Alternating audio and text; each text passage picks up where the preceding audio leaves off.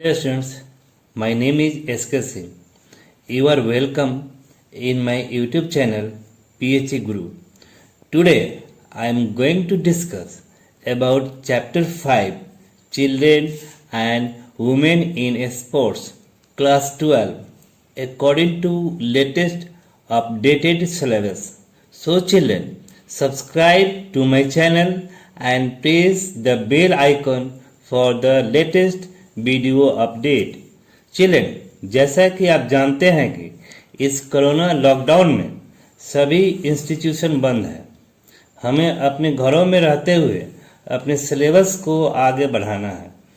हमारे बहुत सारे स्टूडेंट्स का डिमांड था कि कैसे विदाउट बुक्स एंड कॉपी का अपने सिलेबस को घर बैठे कंप्लीट करें।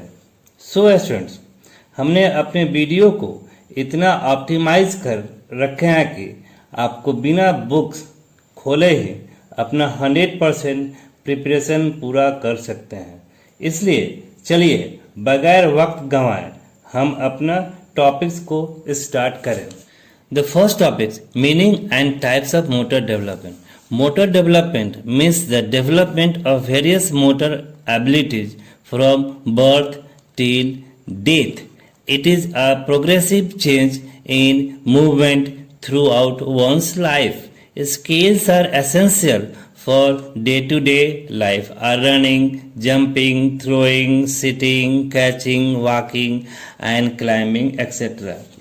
अर्थात मोटर डेवलपमेंट हमारे लाइफ साइकिल में मानव विकास हेतु हमेशा गतिशील रहता है। इसमें बच्चों की बोन्स एवं मसल्स का डेवलपमेंट होता है, जैसे running, jumping, throwing, standing, catching, climbing etcetera. There are two types of motor development: gross motor development and fine motor development. Gross motor development generally refers to movement involving large muscles like those in the arms, legs, feet or the entire body used for walking, running, jumping etcetera. Gross motor development बच्चे के शरीर की बड़ी bones एवं muscles का development बैठने, चलने, दौड़ने इत्यादि क्रियाकलापों के माध्यम से होती है. Whereas the second, fine motor development, it involves the small muscles in the hands and fingers. It makes coordination in which we use our fingers, hands and arms, such as holding a shot put, discus, catching the balls, holding pens and pencil, dribbling the basketball etc. यानी fine motor development में हमारे शरीर की छोटी मांसपेशियां जिम्मेदार होती है, जैसे शॉट पुट एवं जेवलिंग एवं डिस्कस को पकड़ना, क्रिकेट बॉल पकड़ना, अपने अंगुलियों के बीच में पेन पेंसिल को पकड़ना. Our second topic is different stages of growth and development of childhood.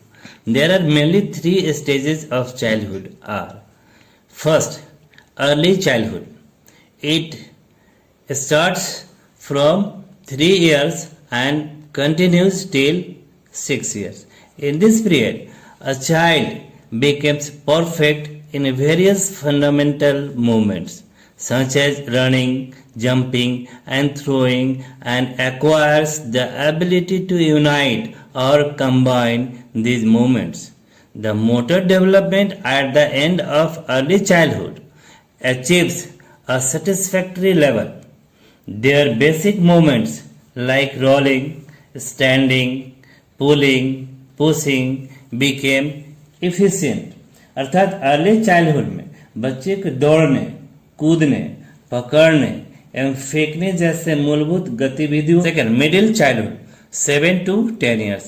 It starts from 7 years and continues up to 10 years.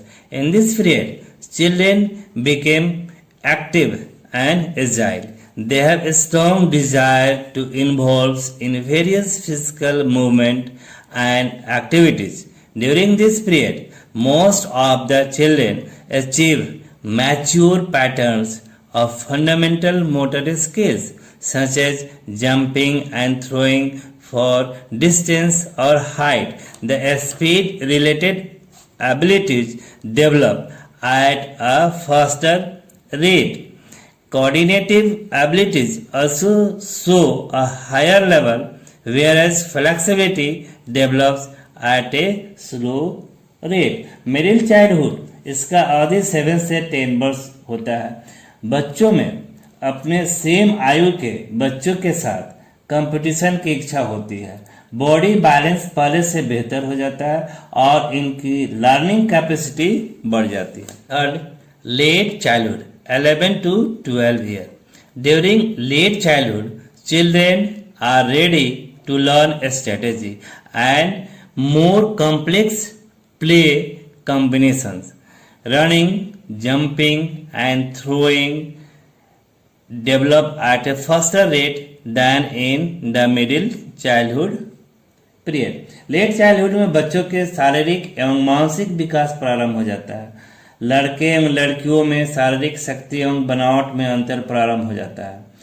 दौड़ने कूदने की गतिविधियों में उत्तरोत्तर विकास होता है तथा उन्हें खेल की योजना बनाने में जटिल कार्यों को करने की कौशल में वृद्धि होती है। Topics: factor affecting motor development means वैसे फैक्टर या घटक जो बच्चों के मोटर डेवलपमेंट को प्रभावित करता है। जैसे first point, genes or biological factor. The genes which we get from our parents are responsible for various types of development. The percentage of fast and slow twitch fiber, that is white muscle fiber and red muscle fiber, depends on our parental genes. These genes affect the rate of ability of motor development. Genes जो by birth हमें अपने parents से मिलता है और ये दो प्रकार के होते हैं। फास्ट ट्विच फाइबर जिसको वाइट मसल्स फाइबर कहते हैं, ये फास्ट स्पीड से मसल्स को कॉन्ट्रैक्ट करते हैं जिससे हम तेजी गति से दौड़ने, वेट लिफ्टिंग आदि गतिविधियों में सहायक होता है। वेयरएज स्लो ट्विच फाइबर ये रेड मसल्स फाइबर कहलाता है। ये लंबी दूरी की रेस जैसे क्रॉस कंट्री, मैराथन और अनएरोबिक एक्टिविटीज में सहायक होते हैं क्योंकि इस मसल्स फाइबर का कंट्रैक्शन लॉन्ग पीरियड के लिए रहते हैं। इसे हम चेंज नहीं कर सकते। अगर हमें प्रोफेशनल स्पोर्ट्स पर्सन बनना है तो इसे चेक कर अपने गेम्स एंड स्पोर्ट्स का सिलेक्शन करें तो बेहतर होगा। Second point, nutrition. Nutritious food promotes good motor development. Sensory motor development is depend upon nutrition that the child gets to a great extent. Children gets stronger and development is a good if they get nutritious food.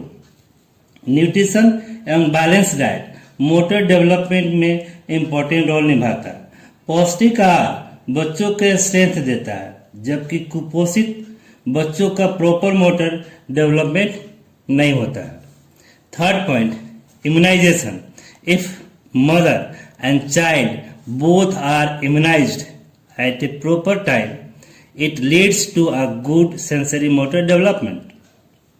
Immunisation मायने बच्चों का सही समय में किया गया हो तो उनमें दुर्बलता नहीं होती और मोटर डेवलपमेंट ठीक से होता है रहेगा, जबकि दुर्बलता से ग्रसित बच्चों का मोटर डेवलपमेंट प्रॉपर वे में नहीं हो पाता है। Now fourth point, opportunities.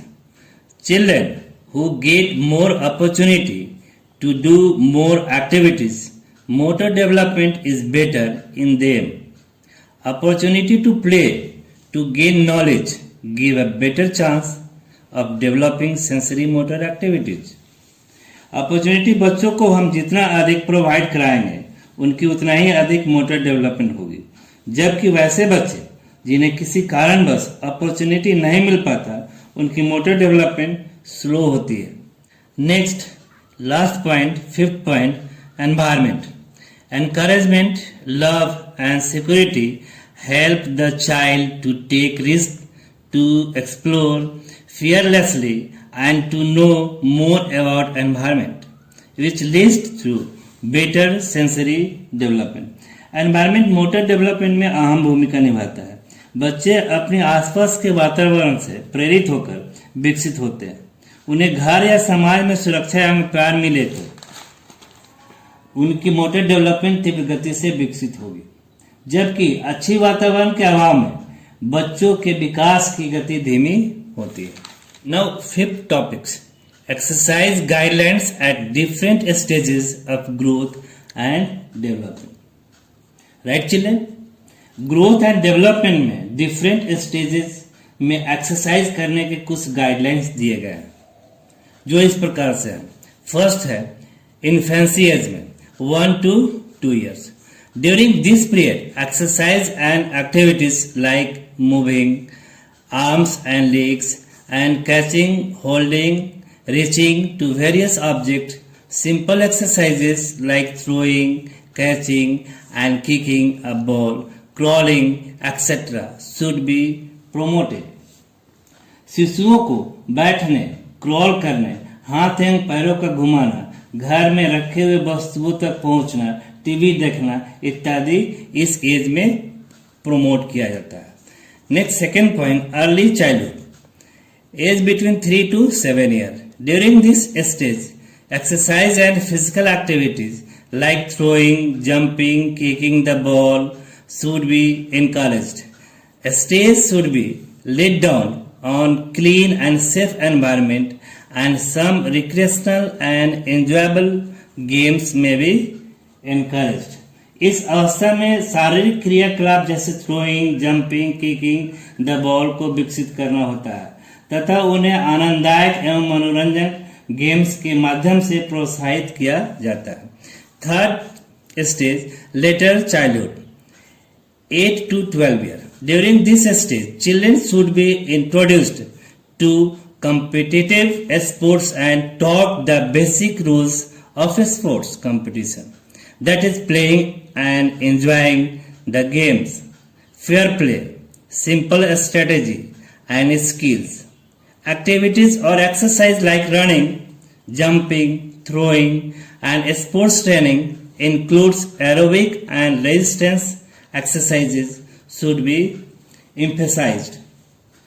इस अवस्था में बॉडी कंट्रोल, खेलों में कंपटीशन की भावना, फेयर प्ले और एक्सरसाइज में running, jumping, throwing, weight exercise, तैराकी तथा साइकिलिंग करने संबंधी शारीरिक क्रियाकलाप इंक्लूड किया जाना चाहिए। Fourth stage, adolescence 13 to 19 years. During this period, physical activities or exercises such as running, playing cricket, football, basketball, tennis, hockey and weight training should be promoted. इस अवस्था को हम किशोरावस्था के नाम से भी जानते हैं। बच्चे खेल में अधिक रुचि लेते हैं, जैसे क्रिकेट, वॉलीबॉल, बास्केटबॉल, हॉकी इत्यादि उन्हें उपलब्ध कराना चाहिए। Next and last, fifth stage, adulthood above 19 years age group. During this stage, adults should require such exercise and activities that help to increase their muscular and bone strength. They should do swimming, dancing, bike riding, running, aerobic and anaerobic exercise, weight training, etc. Adulthood की अवस्था में अपने muscles एवं bones को शक्तिशाली बनाने हेतु व्यायाम कराना चाहिए। तैराकी, dancing, bike riding, aerobic exercise, weight training अपने डेली रूटीन में इंक्लूड करना चाहिए। चिल्ड्रन, इस चैप्टर का पार्ट 1 कंप्लीट हो गया है। पार्ट 2 का वीडियो अपने चैनल पर अर्लियर अपलोड कर देंगे। मैं कोशिश करूंगा कि आपको मेरे चैनल पर complete classroom study with notes available होता रहे। एट लास्ट, अभी तक मेरे चैनल को सब्सक्राइब नहीं किया है तो कृपया सब्सक्राइब कर बेल आइकन को प्रेस कर दें ताकि आपको अपडेट मिलता रहे। Thank you, bye bye.